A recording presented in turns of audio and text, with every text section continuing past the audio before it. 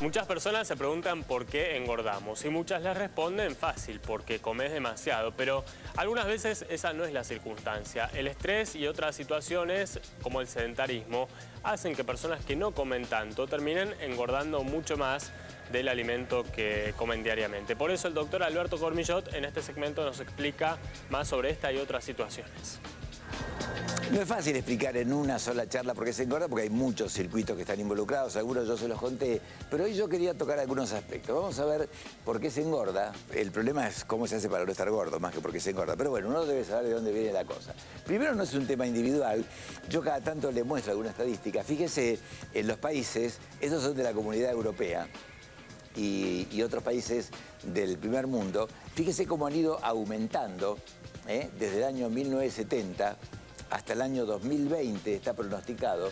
En el año 2020, más del 70% de la población va a estar con obesidad y sobrepeso en muchos de estos países, ¿no? Pero en todo caso va aumentando, aumenta más en la pobreza que en las clases medias y en las clases más pudientes. Pero acá tenemos Australia, tenemos España, tenemos Austria, tenemos Inglaterra, Italia, tenemos Canadá, Estados Unidos, los países más ricos, cómo han ido aumentando. Pero esto se ve también, salvo en los países que tienen miseria absoluta. Vamos a ver la próxima. Entonces quiere decir que no es una cosa individual, es una cosa social, es como una epidemia. ¿Qué es lo que interviene? ¿Intervienen los genes? Sí.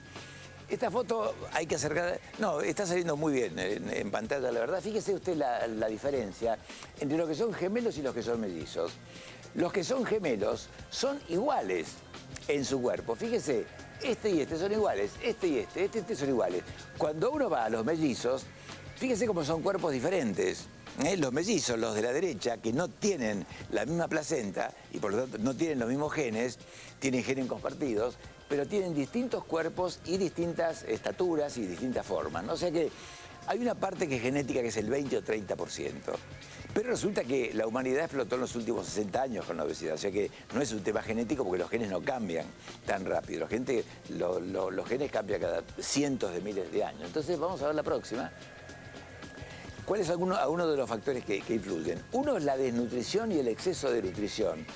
En el embarazo o en los primeros tiempos de vida del chico, aumenta el riesgo de la obesidad. Si la mamá come poco, ya sea por pobreza o por dietas, ¿qué es lo que se dispara en el gen?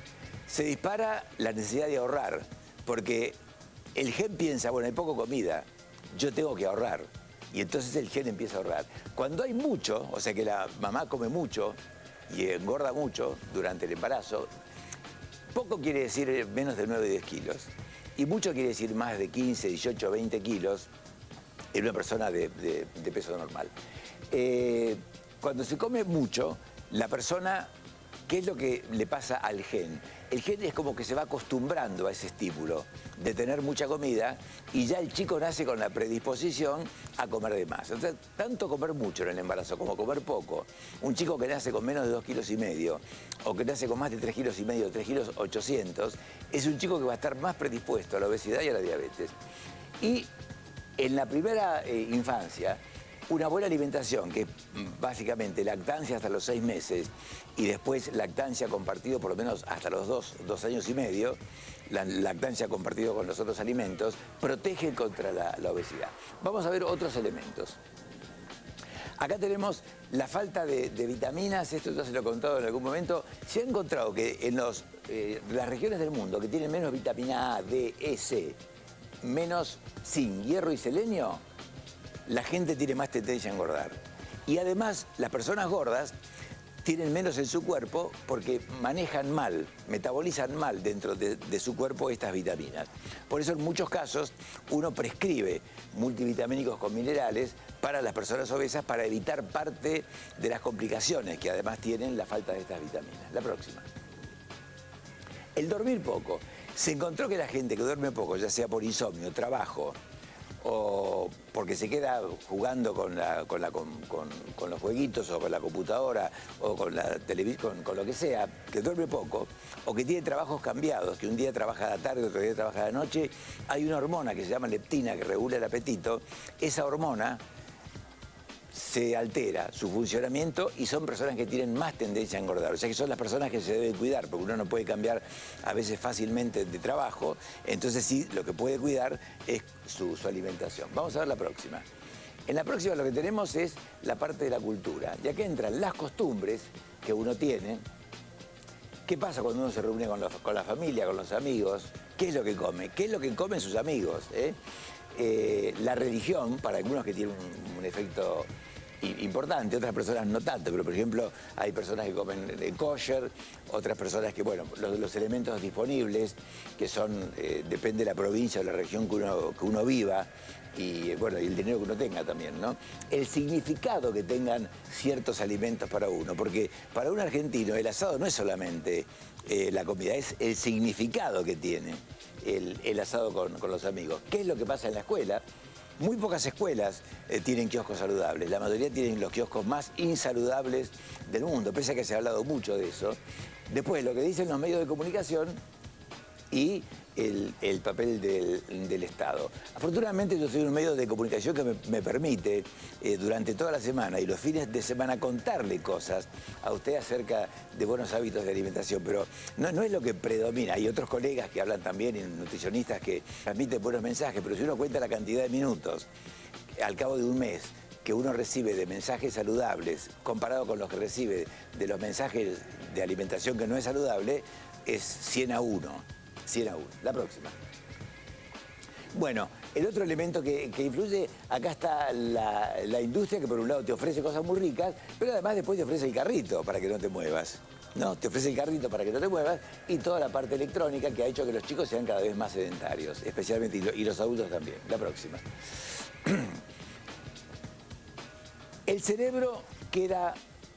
Una vez que empezó a comer cosas que lo estimulan y que le resultan ricas, las guarda en la memoria y cada vez que las ve reacciona distinto en la persona delgada, que es la que está a la derecha, con respecto a una persona obesa, que cuando ve la comida que es apetitosa, se le activan todos estos centros que usted ve activados y ahí la persona tiene más ganas de comer. La próxima. Y después tenemos qué es lo que pasa cuando la célula nerviosa, cuando la célula adiposa engorda, cuando ese depósito, uno tiene 30.000 millones de células adiposas que se llaman adipocitos. Cuando aumenta de tamaño, hay dos sustancias, estas dos que están acá, que son buenas, que dejan de funcionar. Y todas las otras son sustancias malas, que le hacen daño al cuerpo. Esto se traduce en que, lo que vamos a ver en la próxima, una persona gorda. Bueno, y acá, fíjese, este es el esquema que yo quería mostrarle. Acá tenemos una persona que está flaca, ¿no? Estos son los adipocitos, hay 30.000 millones de adipocitos, ya le decía, y empiezan a engordar. Cuando empiezan a engordar, algunos de ellos se rompen, porque no aguantan el contenido de grasa, se rompen, y además tienen menos circulación, porque los vasos sanguíneos quedan comprimidos dentro de estas células. Entonces, ¿qué es lo que ocurre? Estas células que mueren y que tienen poco oxígeno empiezan a traer sustancias del sistema de defensas. Unas se llaman, el nombre no importa, se llaman macrófagos, se llaman todas cosas del sistema de defensa que están en la sangre, y entonces se produce un fenómeno inflamatorio generalizado que contribuye a la obesidad y que además genera la cifra, que usted la va a ver en la próxima, la cifra nada menos que de 300 complicaciones. Yo tengo documentadas en una lista que vengo haciendo desde hace unos años, 300, ahora son un poco más, complicaciones de la obesidad, 300. Ahora uno dice, bueno, pero las complicaciones no es porque la persona está solamente más gorda por el peso, la artrosis, no. Es porque cada uno de esos glóbulos rojos produce sustancias que generan enfermedades, pero que además perpetúan la obesidad. Por eso es tan importante, cuando uno baja de peso, se van la mayoría de las complicaciones y la obesidad empieza a dejar de perpetuarse porque tiene menos condicionantes. Vamos a ver la próxima. Acá tenemos. Cuando yo estuve ahora en China y estuve en Tíbet, lo que uno ve es que los adultos ya empiezan a estar gorditos. Muchos de la panza, porque cuando un asiático engorda, lo primero que se le va es a la panza. Pero los chicos ya empezaron a engordar. Los chicos ya han empezado a engordar. porque están tomando los hábitos de los occidentales. Para terminar, para decir, bueno, ¿cómo vamos a lo práctico? Nosotros usamos esta casita, que yo se la he mostrado varias veces, pero ¿qué es lo que significa esta casita de la nutrición? Es un recordatorio, porque no es solamente la alimentación. Fíjese que acá está en la base, yo siempre le hablo de los alimentos cuando le hablo de esta base, está el control de peso, el cuidado de la salud, está estímulos, tener una mente con estímulos, también dedicarle tiempo al descanso mental, a la meditación. Está el descanso como parte también, el movimiento y el bajar la tele. O sea, la tele es una cosa que uno puede ver una determinada cantidad de tiempo, pero no la puede ver todo el día. Uno no puede separar la alimentación de estas formas del estilo de vida. Es una alimentación en la que predominan todo lo que sale de la tierra, salvo las papas, que uno tiene que tener un poco más de cuidado, pero todo lo que sale de la tierra es lo que más uno debe preferir. El líquido acá en el medio, después los lácteos que deben ser descremados, las carnes, preferentemente el pollo. Los argentinos comemos muchísima más carne de la que habría que comer, muchísima más, porque comemos 50, 60 kilos, alcanzaría con 15 para estar bien. Después vienen las grasas vegetales. Acá lo que hay que destacar, que son las frutas secas, las semillas, que todas son grasas muy protectoras. Y arriba un espacio muy chiquitito para azúcares dulces y las grasas animales y trans. Los gustitos acá en la chimenea. Y destaco solamente el hecho de comer acompañado y el contacto con la naturaleza. Que en la última versión, los americanos antes tenían una pirámide, que ellos la van cambiando cada 5 o 10 años de la alimentación. Y ahora la han cambiado por un plato, pero lo que le están poniendo de énfasis es en las otras cosas que hacer al estilo de vida, que es el contacto con la naturaleza, el descanso. Entonces, cuando uno dice, bueno, ¿cómo combato todas esas causas de la obesidad? No es con una dieta, sino que es con una distinta manera de enfrentar el problema. Eso es lo que usted tiene que pensar. Cada vez que usted se pregunta, ¿qué dieta tengo que hacer para adelgazar? Es una mala pregunta. Es como si preguntara, ¿qué barco tengo que tomar para ir a La Plata?